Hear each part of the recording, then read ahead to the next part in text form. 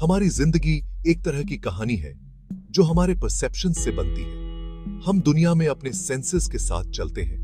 जो कुछ देखते हैं, सुनते हैं, चखते हैं, सूंघते हैं और महसूस करते हैं, उसी से अपनी एक दुनिया बनाते हैं। लेकिन क्या आपने कभी सोचा है कि परसेप्शन असल में होता क्या है?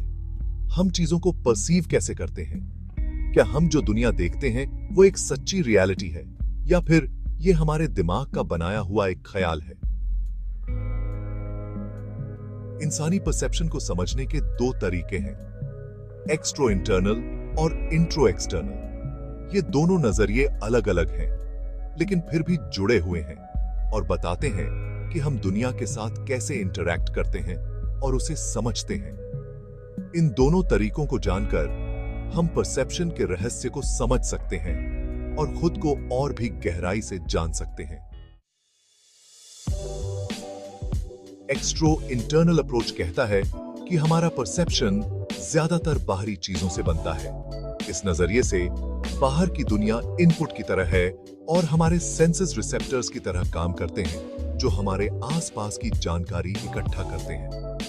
ये जानकारी हमारे दिमाग तक पहुंचती है, जहां इसे प्रोसेस और इंटरप्रेट किया जाता है और फिर हमें बाहरी दुनिया का एक इंटरनल रिप्रेजेंटेशन मिलता है। देखने की प्रक्रिया को ही ले लीजिए। हमारे आसपास की चीजों से रोशनी टकराकर हमारी आंखों में जाती है और हमारे रेटिनास में मौजूद फोटोरिसेप्टर सेल्स को स्टिमुलेट करती है।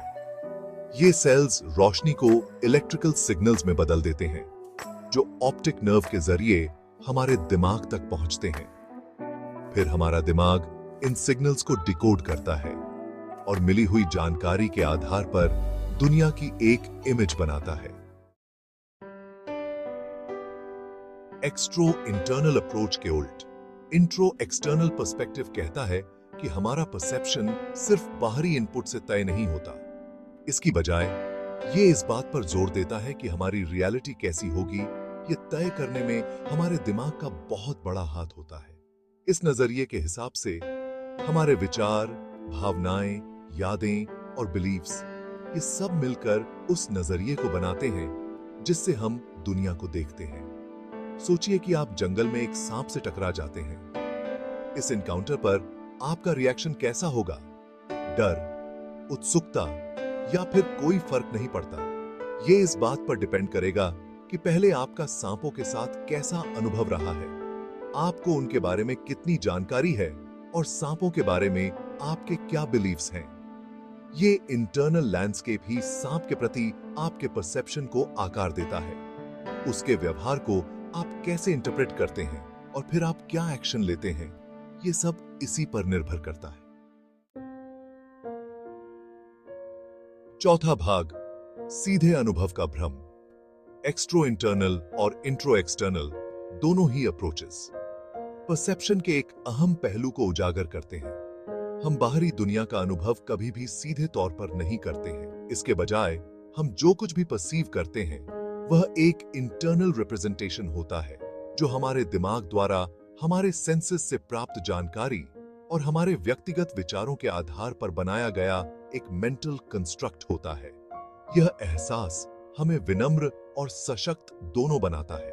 यह हमें याद दिलाता है कि वास्तविकता के बारे में हमारी समझ स्वाभाविक रूप से सब्जेक्टिव और सीमित होती है।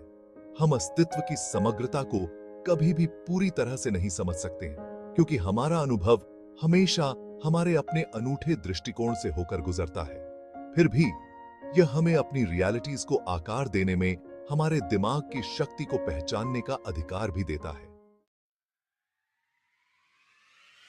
पांचवां भाग, परम पुरुष और माया का खेल।